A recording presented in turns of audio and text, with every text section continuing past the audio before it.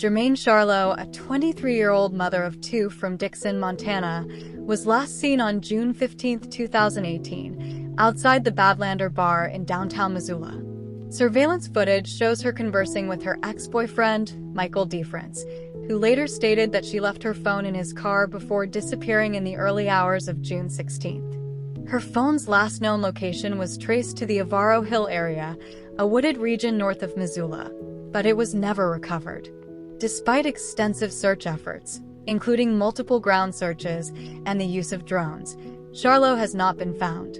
The investigation has also been hampered by the challenging terrain of Avaro Hill, which is dense with trees and difficult to navigate. Missoula Police Department Detective Guy Baker, assigned to the case shortly after Charlo's disappearance, has continued to emphasize the importance of public cooperation.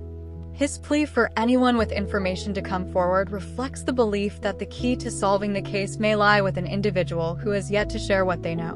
Charlo's family and friends have been actively raising awareness about her disappearance and putting pressure on authorities to take action.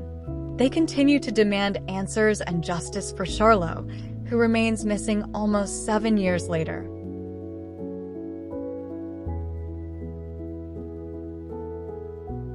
Tamla Horsford, a 40-year-old mother of 5 from Forsyth County, Georgia, died on November 4, 2018, after attending an adult slumber party at a friend's home. She was found deceased in the backyard the following morning. The Forsyth County Sheriff's Office initially ruled her death as accidental, attributing it to a fall from a second-story balcony. An autopsy revealed a blood alcohol concentration of 0.23, nearly 3 times the legal driving limit, along with traces of marijuana and Xanax in her system. The medical examiner noted multiple blunt force injuries, including a broken neck and dislocated wrist, which were inconsistent with a simple fall. Public interest in the case intensified following the 2020 protests against racial injustice. A petition demanding the reopening of the investigation garnered over 700,000 signatures, and celebrities such as 50 Cent and T.I. publicly called for further scrutiny. In response, the Forsyth County Sheriff requested the Georgia Bureau of Investigation, GBI, to reassess the case. The GBI conducted a second investigation but concluded in July 2021 that there was insufficient evidence to pursue criminal charges, reaffirming the initial finding of an accidental death. Despite the official ruling, questions remain about the circumstances surrounding Horsford's death. Her family and supporters continue to advocate for justice, citing concerns about the thoroughness of the investigations and the potential role of racial bias. The case has highlighted broader issues regarding the treatment of missing and murdered Black women in the United States. It should be noted that the house was packed with multiple security cameras that just so happened to be broken at the time. Evidence shows a Ring doorbell system mapping out how many times the doors were opened. Tamla's case remains unsolved, but her family continues to fight for justice.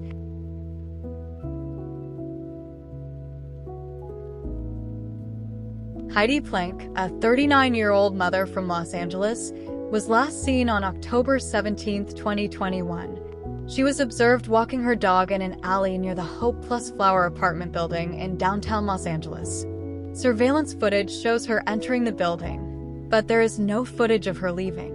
Her dog was later found wandering inside the building, and her vehicle was discovered in a parking garage several blocks away. Forensic evidence found within the building led investigators to believe that an incident occurred resulting in Plank's death.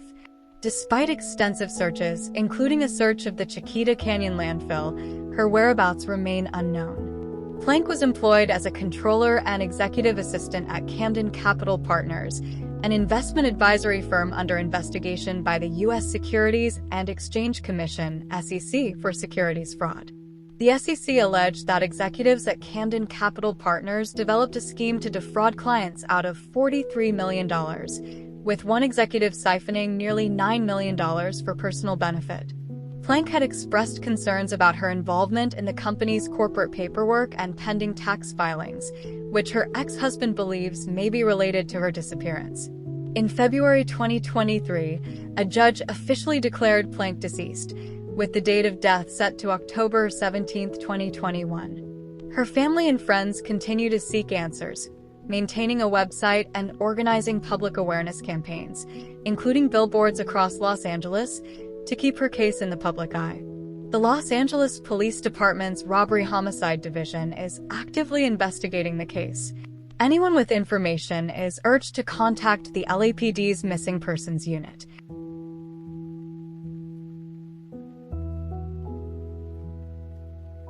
Tommy Ballard was a 54-year-old father from Bardstown, Kentucky, who was tragically shot and killed on November 19, 2016, while hunting with his 12-year-old grandson on family property near the Bluegrass Parkway.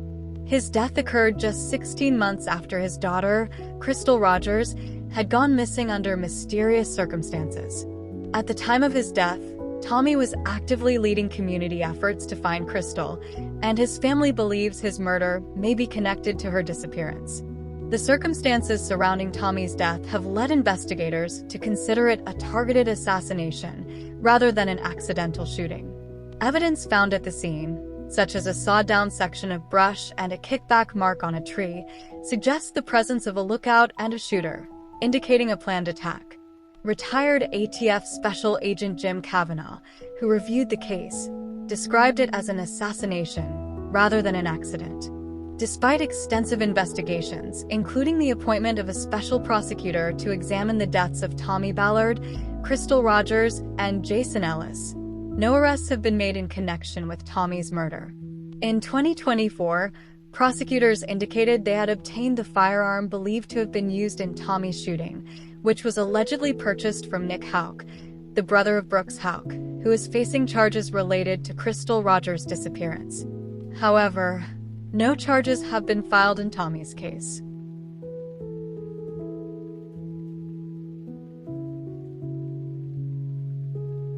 Crystal Rogers, a 35-year-old mother of 5 from Bardstown, Kentucky, disappeared on July 3, 2015.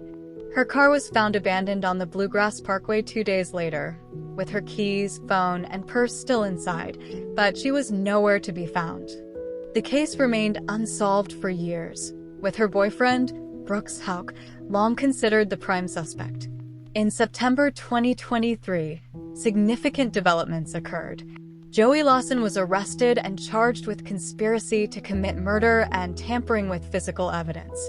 Shortly thereafter, Stephen Lawson, Joey's father, was also arrested on similar charges. Both men allegedly dug a hole near Cox's Creek shortly after Rogers' disappearance, following instructions from Jeremy Thompson's deceased father, David Thompson. Authorities conducted an excavation at the site in December 2023, though no public confirmation has been made regarding the discovery of evidence or remains. In October 2023, Brooks Houck was arrested and charged with murder and tampering with physical evidence. He was the father of Rogers' youngest child and had been a prime suspect since her disappearance. His bond was set at $10 million cash. As of June 2025, trial dates have been set for the 3 men charged in connection with Rogers' death. Stephen Lawson's trial is scheduled to begin on February 11, 2025, in Bowling Green. The jury trials for Brooks Houck and Joseph Lawson are set to start on June 24, 2025, in Warren County, Kentucky.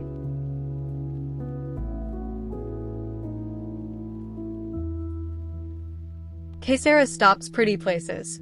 An 18-year-old Crow tribal woman from Hardin, Montana, was found deceased on August 29, 2019, in a residential backyard. She had been missing for several days prior to her discovery.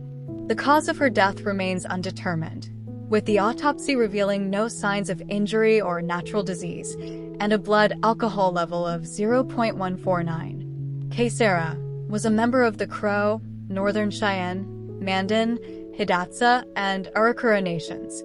She was known among friends as a communicative and social woman, known for speaking out against wrongs.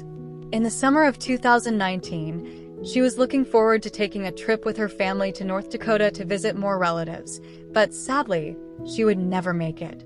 Just days before the trip, Kaysera filmed and uploaded a video of local law enforcement officers beating her 15-year-old brother, who used a wheelchair at the Crow Fair. Many believe this may have played a role in her disappearance.